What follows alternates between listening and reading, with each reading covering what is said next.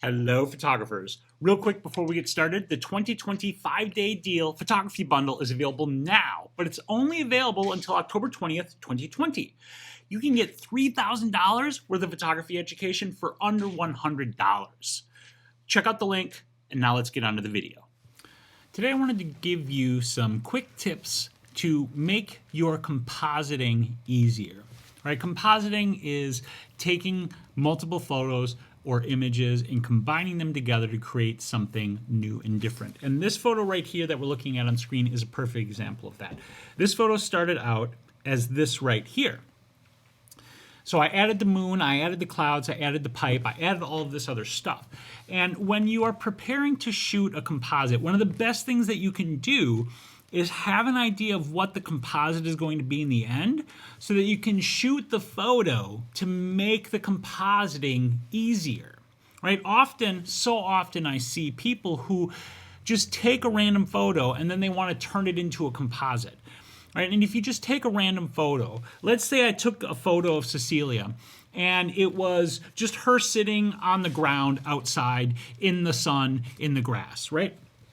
If I had a photo like that and then I wanted to turn it into a composite of her, say, levitating in the air, something like this right here, doing that would be rather difficult because I'm going to have like all kinds of crap in the background. I'm going to have trees, I'm going to have the skies, there's going to be whatever, there's going to be grass that's poking up around her feet and wherever it is that she's sitting, and all these different things are going to be there that in the moment you might be thinking, oh yeah, I'll just pull her out of that background and I'll put it up wherever I want.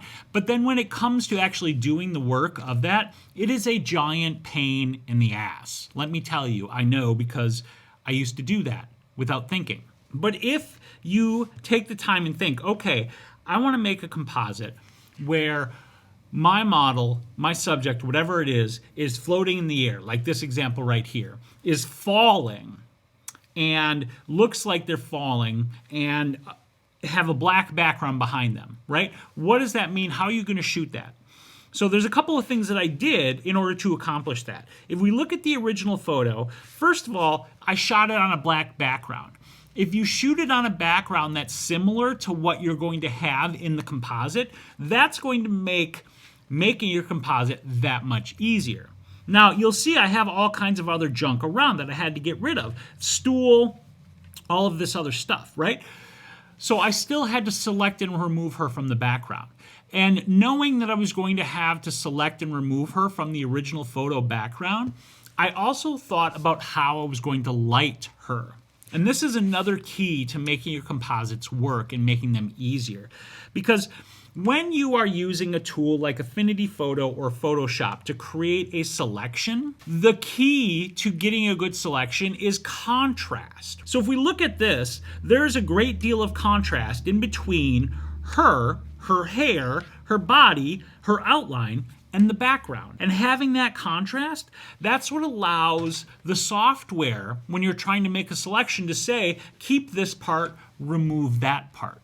So I lit this knowing that I wanted to remove her from the background. Because I have this very bright highlight on the leg as an example down here, that is going to make it very easy for the software to pick out the edge of the leg and say, this is what we're keeping and that background is what we want to remove. Same thing with the hair. The light hitting the hair and illuminating it creates contrast against the background that makes it way easier for the software to detect the difference between the hair and the background and remove it.